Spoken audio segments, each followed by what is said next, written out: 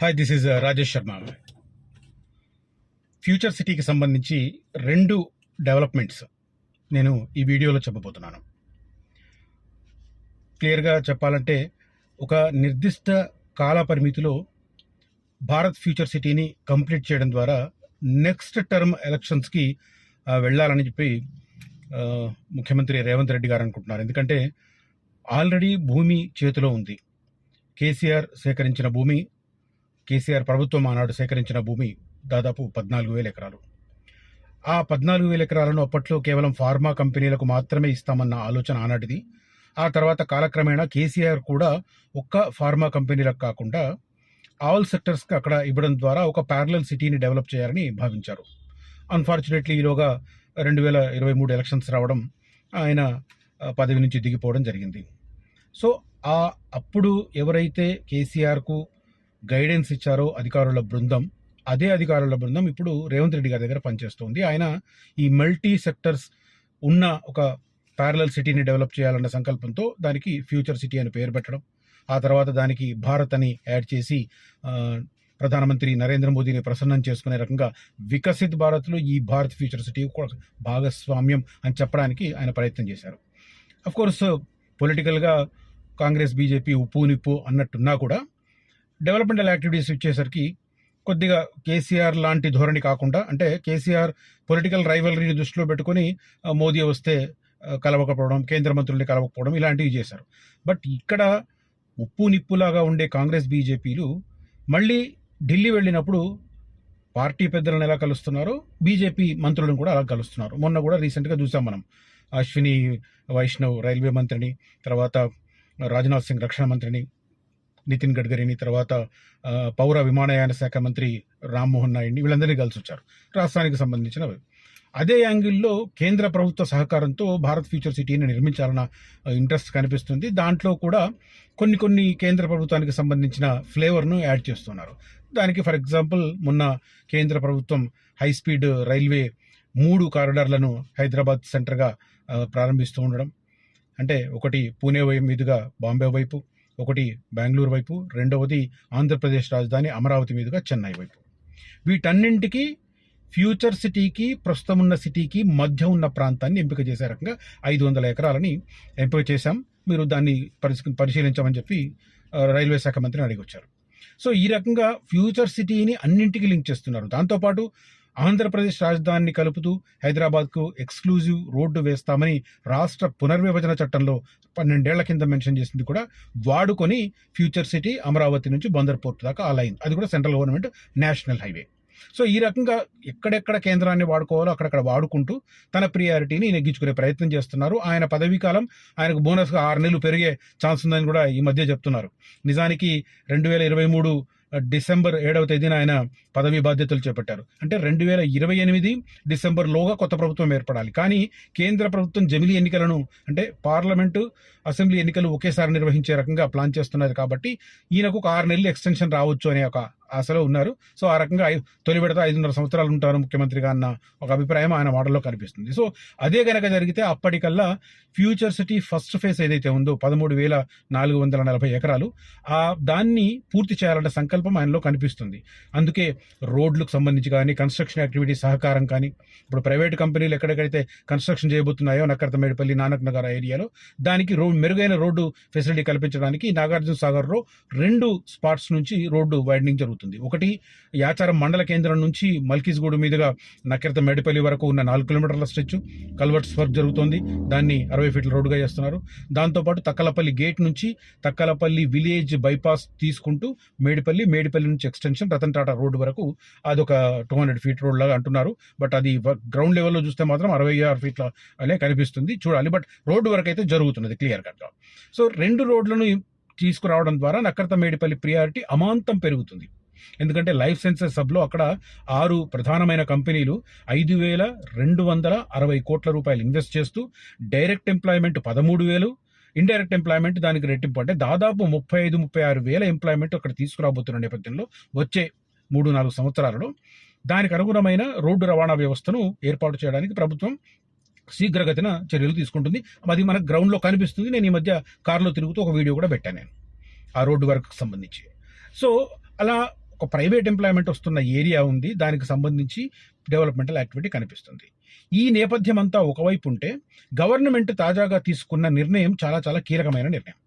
2 నిర్ణయాలు అని చెప్పాను కదా ఇందాక, 2 నిర్ణయాలు నేను రివీల్ చేస్తాను. సో ఇప్పటిదాకా నేను చెప్పిన ఏరియా చాలా ఇంపార్టెంట్ ఏరియా. ఆ ఏరియాలో ఫ్యూచర్ సిటీలో కనుక ఇన్వెస్ట్ చేయాలనుకున్న వారు కనిపిస్తున్న నెంబర్లో కాంటాక్ట్ చేయండి. రతన్ టాటా రోడ్డుకు దగ్గర, అమరావతి రోడ్డుకు దగ్గర, తర్వాత నాగార్జున సాగర్ రోడ్డుకు దగ్గర, తర్వాత first private employment, huge employment వచ్చే ఏరియా కాబట్టి ఖచ్చితంగా అక్కడ ఇన్వెస్ట్ చేసిన వాళ్ళు డబుల్ బెనిఫిట్ అవుతారు. ఫస్ట్ ఫేజ్లో లేని గ్రామాలకు సంబంధించి కొందరు అడుగుతున్నారు. ఫస్ట్ ఫేజ్లో లేని గ్రామాలు ఏవేవి? మీర్ఖాన్పేట లేదు ఫస్ట్ ఫేజ్లో, అక్కడ భూసేకరణ జరగలేదు, అక్కడికి 3-4 కిలోమీటర్ల దూరంలో జరిగింది. తర్వాత సింగారం ఉంది, అక్కడ భూసేకరణ జరగలేదు. తర్వాత నందివనపర్తి ఉంది, నందివనపర్తి కూడా భూసేకరణ జరగలేదు. ఇప్పుడు జరిగే అవకాశాలు ఉన్నాయి. యాచారం దగ్గర లెఫ్ట్ సైడ్ మొండిగౌరివెల్లి వైపు 820 ఎకరాలు సేకరించారు వెరీ రీసెంట్గా, గవర్నమెంట్ ల్యాండ్ని బదలాయించారు. అక్కడ డ్రోన్స్ హబ్ వస్తుంది. So Yacharam interest. తర్వాత మల్కీజ్గూడ దగ్గర మనకు Amaravati 12 lines green field express highway వస్తుంది, అది ఇంపార్టెంట్. ఆ తర్వాత మేడిపల్లి దగ్గర ఫస్ట్ ప్రైవేట్ ఎంప్లాయ్మెంట్ వస్తుంది, అది ఇంపార్టెంట్. మేడిపల్లి, నానక్ నగర్, అటువైపు తక్కలపల్లి గేట్ దగ్గర ఆ రోడ్ వైడనింగ్ జరుగుతుంది. సో ఈ సర్కిల్, ఆ ఏరియాలో ఇన్వెస్ట్ చేయడం అనేది మంచి ఆప్షన్ అవుతుంది. ఇంట్రెస్ట్ ఉన్న వాళ్ళు కాంటాక్ట్ చేయండి. నేను గవర్నమెంట్ మ్యాప్లో క్లియర్గా ఎక్స్ప్లెయిన్ చేస్తాను. If you convince then only buy, otherwise no. Right, ఇక coming back to the subject, 2 కీలకమైన నిర్ణయాల్లో ఒకటి వచ్చేసి ఇప్పుడు అక్కడ 50 ఎకరాలలో ఏదైతే బేగర్ కంచె దగ్గర నిర్మాణం జరుపుకుంటుందో, ఏది skill university, young India skill university, June 2వ తేదీన తెలంగాణ రాష్ట్ర ఆవిర్భావ దినోత్సవం రోజున స్కిల్ యూనివర్సిటీ ప్రారంభం అక్కడ క్యాంపస్లో కాబోతుంది. ఇది చాలా కీలకమైన నిర్ణయం, ఫస్ట్ నిర్ణయం. ఓకే, సెకండ్ నిర్ణయం కూడా చెప్తాను. ఫస్ట్ నిర్ణయంకి సంబంధించి జూన్ 2న స్కిల్ యూనివర్సిటీ భవనాల ప్రారంభం, 4 బ్లాకులుగా 3.95 లక్షల చదరపు అడుగుల విస్తీర్ణంలో నిర్మాణం. ప్రస్తుతం అద్దె భవనంలో నడుస్తున్నది మనకు తెలుసు. ఇక్కడ న్యాక్, గచ్చిబౌలిలో న్యాక్ దగ్గర కొన్ని క్లాసెస్ నడుస్తున్నాయి, తర్వాత ఆస్కీలో కొన్ని క్లాసెస్ జరుగుతున్నాయి. వాటిని ఇక్కడికి షిఫ్ట్ చేస్తారు. ఆల్రెడీ 11 కోర్సులు అక్కడ నడుస్తున్నాయి. ఈ క్యాంపస్కు షిఫ్ట్ అయిన తర్వాత ఈ కోర్సుల సంఖ్య 40 వరకు పెరిగే అవకాశం కనిపిస్తుంది. సో రాష్ట్ర ప్రభుత్వం అత్యంత ప్రతిష్టాత్మకంగా భావిస్తున్న యంగ్ ఇండియా స్కిల్ యూనివర్సిటీ భవన నిర్మాణ పనులు తుది దశకు చేరుకుంటున్నాయి. వర్సిటీ భవనాన్ని తెలంగాణ ఆవిర్భావ దినోత్సవం సందర్భంగా జూన్ 2న ప్రారంభించాలని నిర్ణయించారు. ఈలోపు పనులు పూర్తి చేసుకునే రకంగా వేగవంతం చేయాలని ఆదేశాలు ఇచ్చారు. భారత్ ఫ్యూచర్ సిటీ ప్రాంతంలో నెట్ జీరో వ్యాలీ దగ్గర 50 ఎకరాలలో వర్సిటీకి కేటాయించగా అకాడమిక్, అడ్మినిస్ట్రేషన్ విభాగాలు, ల్యాబ్లు, హాస్టల్ బ్లాక్లను దాదాపు 3.95 లక్షల చదరపు అడుగుల ఎస్ఎఫ్టీ, 3.95 ఎస్ఎఫ్టీ దాంట్లో నిర్మిస్తున్నారు. అకాడమిక్ బ్లాక్ 89,000 చదరపు అడుగులు, ల్యాబ్లు 96,000 చదరపు అడుగులు, తర్వాత 43 తరగతి గదులు, 60 పడకల సామర్థ్యంతో hostel, health centre, shopping centre, centralised kitchen, భోజనశాల ఏర్పాటు చేస్తున్నారు. ప్రస్తుతం అద్దె భవనంలో కొనసాగుతున్నది, ఇది మనకు తెలిసిందే. మెగా ఇంజనీరింగ్ కంపెనీ ఈ కన్స్ట్రక్షన్ కంటిన్యూ చేస్తుంది. యువతకు పలు రంగాలలో నైపుణ్యం కల్పించి ఉపాధి కల్పించే లక్ష్యంతో స్కిల్ యూనివర్సిటీ స్థాపించి సొంత భవనానికి 2024 ఆగస్టులో శంకుస్థాపన చేసిన సంగతి తెలిసిందే. వర్సిటీ గత ఏడాది డిసెంబర్ నాటికే 1000 మందికి పైగా విద్యార్థులకు వివిధ విభాగాలలో శిక్షణ ఇచ్చింది. ఇంకా సొంత క్యాంపస్ లేకుండానే 1000 మందికి ఉపాధి కల్పించారు. తర్వాత కొన్ని సంస్థలతో కూడా ఒప్పందాలు జరిగాయి. మహేంద్ర కంపెనీ ఆటోమొబైల్ రంగంలో విద్యార్థులకు నైపుణ్య శిక్షణ ఇచ్చేందుకు ముందుకొచ్చింది తాజాగా. ఎందుకంటే స్కిల్ యూనివర్సిటీకి chairman Mahindra company chairman Anand Mahindra గారే కాబట్టి ఆయన కూడా ఒక కోర్సు అక్కడ కండక్ట్ చేయడానికి ముందుకు వచ్చినట్టుగా సమాచారం. ఇది ఓవరాల్గా జూన్ 2వ తేదీన తెలంగాణ రాష్ట్ర ఆవిర్భావ దినోత్సవం రోజున young India skill university own క్యాంపస్లో ప్రారంభం కాబోతుంది. ఇది ఫస్ట్ న్యూస్. ఇక సెకండ్ న్యూస్ అనేది ఇంకా చాలా ఇంపార్టెంట్ న్యూస్. సెకండ్ న్యూస్కి సంబంధించి చెప్పే ముందు కొంత బ్రీఫింగ్ ఇవ్వాలి. ఎందుకంటే మార్చి 12, 2025 రోజు జారీ చేసిన 69 జీవోఎంఎస్ నంబర్ 69 ద్వారా మొత్తం 56 గ్రామాల పరిధిలో ఎఫ్సిడిఏను ఏర్పాటు చేశారు. ఫ్యూచర్ సిటీ డెవలప్మెంట్ అథారిటీ పరిధిలోకి 56 గ్రామాలు వస్తాయి. ఆ 56 గ్రామాల పరిధిలో ఎక్కువ హెచ్ఎండిఏ ఏరియాస్ ఉన్నాయి, కొంత డిటిసిపి ఏరియాస్ ఉన్నాయి. బట్ ఈ మొత్తం ప్రాంతానికి సంబంధించి రకరకాల భూములు ఉన్నాయి. రకరకాల భూములు అంటే ప్రభుత్వ భూములు, పట్టా భూములు, అగ్రికల్చర్ భూములు, ఫారెస్ట్ భూములు, ఆ తర్వాత కన్జర్వేటివ్ ఏరియాస్, తర్వాత కొంత గ్రోత్ కారిడార్ కూడా ఉంది. ఇన్ని ఏరియాస్ ఉన్న నేపథ్యంలో దానికి ఒక ప్రత్యేకంగా మాస్టర్ ప్లాన్ రెడీ కావాలనేది ప్రభుత్వ ఉద్దేశం. లైక్ ఇప్పుడు అదే రోజు జారీ చేసిన మార్చి 12, 2025 రోజు జారీ చేసిన 68 జీవో ప్రకారం మనకు హెచ్ఎండిఏ లిమిట్స్ 7,250 చదరపు కిలోమీటర్ల నుంచి 10,462 చదరపు కిలోమీటర్లకు పెరిగింది. ఆ విస్తరించిన భాగాన్ని కలుపుకొని హెచ్ఎండిఏ కూడా, అంటే హెచ్ఎండిఏ పేరు కూడా మారింది హెచ్ఎంఆర్ అని, ఆ మారిన ఏరియా, పెరిగిన ఏరియాకు సంబంధించి కలుపుకొని ఒక సమగ్రమైన 2050 మాస్టర్ ప్లాన్ ను ప్రిపేర్ చేస్తున్నారు. Like that with in the radius, అంటే ఈ హెచ్ఎంఆర్ రీజియన్లోనే ఎఫ్సిడిఏ ఉంది, కానీ ఎఫ్సిడిఏకు సపరేట్గా ఒక master plan, land usage plan కావాలి అనేది ఇప్పుడు ప్రభుత్వం తాజాగా తీసుకున్న నిర్ణయం.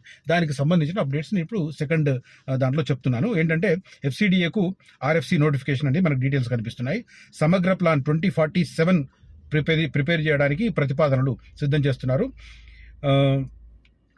సీఎం రేవంత్ రెడ్డి మానసపత్రిక అయిన భారత్ ఫ్యూచర్ సిటీ అభివృద్ధిపై సర్కార్ ఫోకస్ పెట్టింది. రంగారెడ్డి జిల్లాలోని 765 చదరపు కిలోమీటర్ల పరిధిలోని ఇబ్రహీంపట్నం, కందుకూరు, కడతాల్, మహేశ్వరం, మంచాల్, అమన్గల్, యాచారం మండలాల్లో 56 రెవెన్యూ గ్రామాలతో ఫ్యూచర్ సిటీ డెవలప్మెంట్ అథారిటీ ఏర్పాటైన విషయం తెలిసిందే. ఆ ప్రాంతాన్ని ప్రత్యేకంగా అభివృద్ధి చేయడానికి ఒక మాస్టర్ ప్లాన్ రూపొందించాలని ప్రభుత్వం నిర్ణయించింది. అందులో భాగంగానే విజన్ అండ్ సమగ్ర master plan, vision and integrated master plan 2047 కోసం FCDA request for proposal RFC జారీ చేసింది. రిక్వెస్ట్ ఫర్ అంటే మేము దీన్ని ప్రిపేర్ చేస్తాము అని సంస్థల నుంచి ఆసక్తిని ఎక్స్ప్రెస్ చేస్తూ ఒక లెటర్ ఇవ్వడానికి, ప్రతిపాదన ఇవ్వడానికి రంగం సిద్ధమైంది. 56 గ్రామాల సమగ్ర మాస్టర్ ప్లాన్, హెచ్ఎండిఏ పరిధిలో ఉన్న 36 గ్రామాలు, అంటే 56 గ్రామాల్లో హెచ్ఎండిఏ పరిధిలో 36 గ్రామాలు ఉంటాయి. మిగతావి 20 గ్రామాలు డిటిసిపి పరిధిలో రెవెన్యూ గ్రామాలు అన్నమాట. వీటిని కలిపి ఈ ప్లాన్ ప్రిపేర్ చేస్తున్నారు. దీంట్లో భాగంగా మొత్తం 1.75 lakhs ఎకర్స్ ఉంటాయి పరిధిలో, మొత్తం ఈ 56 గ్రామాల పరిధిలో. మరి ఈ 1.75 lakhs ఎకర్స్ని పూర్తిగా గ్రోత్ చేయాలంటే కుదరదు కదా, కొన్ని సెక్టర్స్ ఉంచాలి. ఫర్ ఎగ్జాంపుల్ న్యాచురల్గా ఏర్పడిన వాటర్ బాడీస్ కావచ్చు, న్యాచురల్గా ఏర్పడిన ఫారెస్ట్లు కావచ్చు, ఆ ఫారెస్ట్లను ప్రొటెక్ట్ చేయడానికి ఉంచిన కన్జర్వేటివ్ ఏరియా కావచ్చు, తర్వాత సమగ్రంగా అగ్రికల్చర్ కేటాయించిన ల్యాండ్స్ కావచ్చు. ఈ రకంగా మొత్తం జోన్లను డివైడ్ చేస్తూ, లైక్ హెచ్ఎండిఏలో కదా జోన్స్ ఉంటాయి కదా, R1, R2 agriculture zone, conservative area, forest, urban forest, ఇట్లా ఉంటాయి కదా. గ్రోత్ కారిడార్స్, ఫైనాన్షియల్ డెవలప్మెంట్ కోసం, తర్వాత రోడ్లు, ఇవన్నీ డివైడ్ చేస్తారు కదా హెచ్ఎండిఏ మాస్టర్ ప్లాన్లో. అదే రకంగా ఎఫ్సిడిఏ మాస్టర్ ప్లాన్ కూడా మొత్తం ఈ 175,000 చదరపు కిలోమీటర్ల పరిధిలో ఉన్న ల్యాండ్ను దేనికి వాడుకోవాలి ఏంటి అనేది చూస్తూ ఒక సమగ్రమైన మాస్టర్ ప్లాన్ ప్రిపరేషన్ కోసం ఆసక్తిని కనబరిచే సంస్థల నుంచి బిడ్స్ తీసుకుంటున్నారు. ఈ బిడ్స్ డీటెయిల్స్ ఎలా ఉన్నాయో చెప్తాను. ఎఫ్సిడిఏ సమగ్ర మాస్టర్ ప్లాన్ 2047 కోసం ఆసక్తి ఉన్నవారు, ప్రిపేర్ చేసే సామర్థ్యం, ఆసక్తి ఉన్నవాళ్ళు ప్రతిపాదనలను అందజేయడానికి మనకు ఇవాళ 15 కదా, అంటే 12వ తేదీ నుంచి, ఫిబ్రవరి 12వ తేదీ నుంచి ఫిబ్రవరి 25వ తేదీ వరకు డాక్యుమెంట్స్ డౌన్లోడ్ చేసుకోవచ్చు. ఒక ఫార్మేట్ ఉంటుంది, ఆ ఫార్మేట్ డౌన్లోడ్ చేసుకొని దాన్ని ఫిలప్ చేసి వాళ్ళ ఇంట్రెస్ట్ను చెప్పడానికి మార్చి 12వ తేదీ సాయంత్రం 5 గంటల వరకు టైం ఇచ్చారు. ఈ నెల 25వ తేదీ వరకు డాక్యుమెంట్ డౌన్లోడ్ చేసుకునే అవకాశం ఉంది. మార్చి 12 సాయంత్రం 5 గంటల వరకు టెక్నికల్, ఫైనాన్షియల్ బిడ్ సబ్మిట్ చేయడానికి అవకాశం ఉంది. మార్చి 16న బిడ్స్ ఓపెన్ చేస్తాం, అంటే తేడతెల్లం అవుతుంది. ఈ ఏదైతే ఎఫ్సిడిఏ సమగ్ర మాస్టర్ ప్లాన్ ప్రిపరేషన్ కోసం ఏ సంస్థను ఎంపిక చేశారో అనేది మనకు మార్చి 16వ తేదీ తర్వాత తెలుస్తుంది. సో ఆ తర్వాత మనకు ఎఫ్సిడిఏ పరిధిలో ఉన్న 56 గ్రామాల పరిధిలో ఏ జోన్ ఎక్కడ ఉంటుంది అనేది తేడతెల్లం అవుతుంది. ఇప్పటికి చాలా మంది నన్ను అడుగుతుంటారు, పలానా చోట తీసుకోవచ్చా. నేను నాకున్న అవగాహన ప్రకారం కొన్ని చోట్ల తీసుకోమని చెప్తాను, కొన్ని చోట్ల వద్దని చెప్తాను. నేను వద్దు అని చెప్పిన ఏరియాస్కి సంబంధించి ఇప్పుడు ఈ ప్లాన్ మార్చి 16 తర్వాత ఎవరైతే సంస్థ ప్రిపేర్ చేయడం స్టార్ట్ చేస్తుందో, బహుశా వాళ్ళకు ఒక 3 నెలలు టైం ఇస్తుండొచ్చు. అంటే ఒక 4-5 నెలల తర్వాత ఈ ఎఫ్సిడిఏ పరిధిలో ఉన్న 56 గ్రామాల పరిధిలో ఏ జోన్ ఎక్కడ ఉండబోతుంది అనేది తేడతెల్లం అయిపోతుంది, కుల్లా అయిపోతుంది. ఎందుకంటే ఇప్పుడు ప్లాన్ ప్రిపేర్ చేసింది ఓన్లీ ప్రభుత్వం చేతిలో ఉన్న 13,440 ఎకరాలకే చేశారు. బట్ మొత్తం ఎఫ్సిడిఏ పరిధిలో 56 గ్రామాలు ఉన్నాయి కదా, 175,000 చదరపు ఎకరాలు ఉన్నాయి కదా, తర్వాత 765 చదరపు కిలోమీటర్ల పరిధి ఉంది కదా. వీటన్నింటికి సంబంధించి ఒకటి ప్రిపేర్ చేయాలి కదా. ప్రిపేర్ చేసినప్పుడు ఎక్కడ R1 జోను, ఎక్కడ R2 జోను, ఎక్కడ గ్రోత్ కారిడారు, ఎక్కడ రోడ్స్ వస్తాయి, ఎక్కడ ఫారెస్ట్ను అట్లే ప్రొటెక్ట్ చేయాలి, ఎక్కడ అగ్రికల్చర్ ల్యాండ్ను కన్వర్ట్ చేయాలి, ఎక్కడ కన్వర్ట్ చేయకుండా అలాగే ఉంచాలి, ఇవన్నీకి సంబంధించిన సమగ్రమైన క్లారిటీ మనకు ఇంకొక నెల రోజుల్లో సంస్థల ఎంపిక. ఆ తర్వాత అంటే ఇంకా నెలనే కదా, ఇవాళ ఫిబ్రవరి 15 అంటే మార్చి 16కు అయిపోతుంది బిడ్స్ సమర్పణ. ఆ తర్వాత వాళ్ళకు ఒక 3 నెలలు టైం ఇవ్వచ్చు. సరే అటు ఇటు ఇంకొక నెల ఎక్కువ పెరిగినా కూడా అంటే 5 నుంచి 6 నెలల కాలంలో FCDA పరిధిలో జోన్లకు సంబంధించిన క్లారిటీ స్పష్టత వస్తుంది. ఏ జోన్ ఎక్కడ అనేది క్లారిటీ వస్తుంది. ఇది నేను ఈ వీడియోలో మీకు చెప్పదలుచుకున్న సమాచారం. ఈ 2 ఇంపార్టెంట్ థింగ్స్ చెప్పాలనిపించి ఈ వీడియో చేస్తున్నాను. ఈ వీడియో కనుక నచ్చితే, ఈ కంటెంట్ కనుక నచ్చితే, నా క్లారిటీ నేను ఇస్తున్న వివరణ కనుక మీకు నచ్చితే ఈ వీడియోను లైక్ చేయండి, షేర్ చేయండి. దయచేసి ఈ వీడియోను హైప్ చేయమని కూడా రిక్వెస్ట్ చేస్తున్నాను. Thank you so much for watching this video. Signing off, Rajesh Sharma.